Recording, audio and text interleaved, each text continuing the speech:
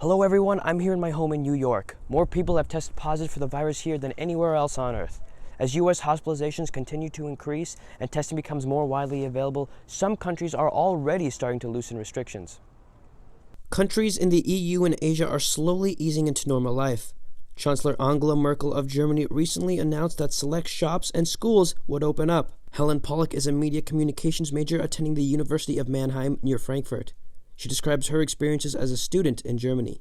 The situation in Germany isn't as bad as in the rest of the world. I feel like we have 130,000 people infected. We have barely 2 to 3,000 people that died. So it's a really low rate.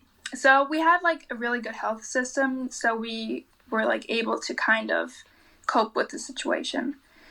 But for me personally, well, as a student in university, we're all quarantined right now, and we're not sure how it's going to continue because we are in a stable phase right now in Germany. Tomorrow our government is meeting and they're talking about lowering all the restrictions that we had.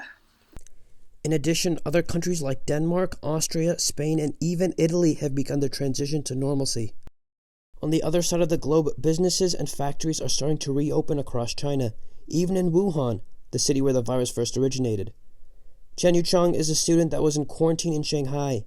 He talks about the Chinese efforts to reopen the country. China right now is that China have lifted basically all restrictions on the major cities, especially in Wuhan. They have canceled the lockdown. People are able to go out for dinner, and they're able to hang out again.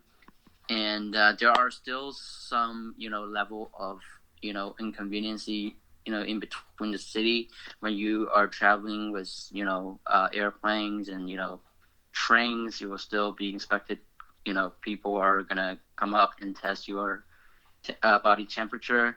They are gonna see if you are qualified to go out as free as you want. While China is starting to reopen, officials are worried there could be a second wave of infections. The global community is slowly healing from a pandemic that has turned life upside down for the past 2 months.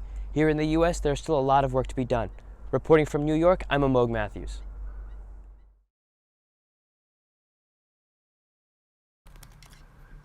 With the summer quickly approaching, college students are scrambling to find internships to gain experience and network in their respective industries. But for freshmen, the process can be hard and filled with uncertainty.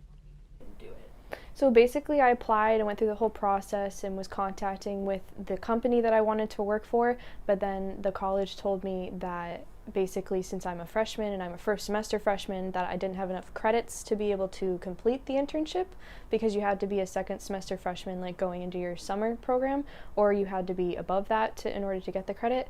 And they told me that basically I'd have to either get an internship for pay or don't do it at all, and I couldn't afford and the company couldn't afford to pay me for the internship, so I couldn't get the credit, so I couldn't do it.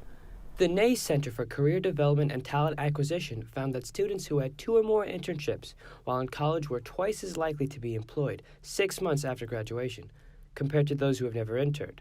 The reality adds to the pressure of landing an early internship. Emerson College senior Ian Mant describes the advantages of starting early with internships.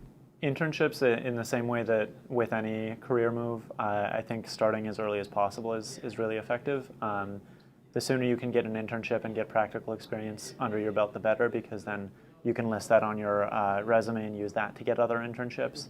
But then by the time you move out into the professional field, you ideally could have as many as 2 or 3 additional places outside of Emerson that you've done this type of work. While many freshmen find it difficult to attain an internship, it is not impossible. A helpful place to start is by asking your professors, older students, or by visiting your college career development center for resume writing and internship search strategies.